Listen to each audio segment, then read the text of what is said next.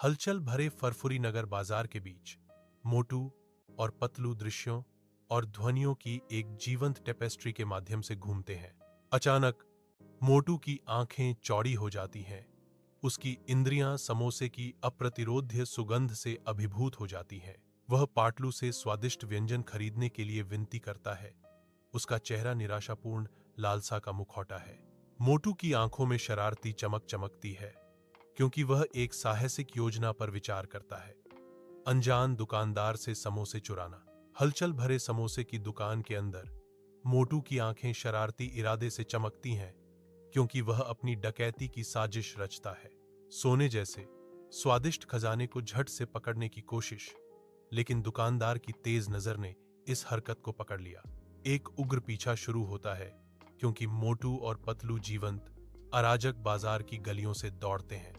दुकानदार न्यायोचित क्रोध से प्रेरित होकर रंगीन अराजकता के बीच भाग रहे दोनों का पीछा करता है। मोटू और पतलू फरफुरी नगर की हलचल भरी सड़कों से दौड़ते हैं। उनके चेहरे घबराहट से भरे हुए हैं।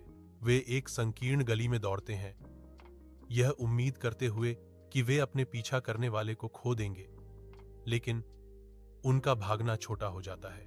एक मृत अंत पर फंसकर वे मुड़ते हैं और देखते हैं कि क्रोधित दुकानदार उनके रास्ते को रोक रहा है। उसकी आंखें गुस्से से चमक रही हैं। मैंने तुम्हें पकड़ लिया, मैं तुम्हें पुलिस के हवाले कर दूंगा, दुकानदार चिल्लाता है।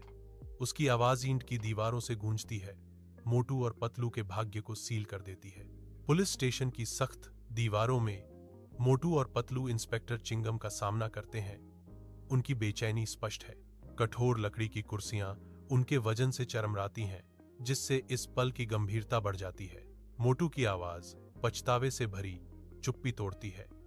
हम अपनी गलती मानते हैं, इंस्पेक्टर।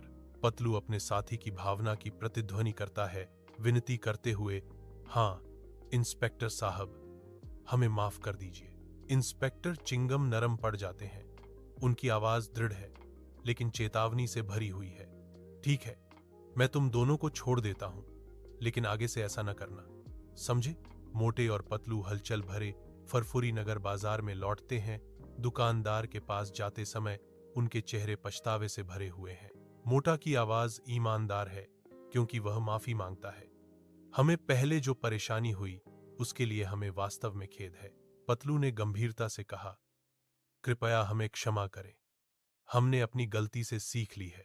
समोसे साझा करते हुए मोटू ने कहा, ये समोसे स्वादिष्ट हैं पतलू।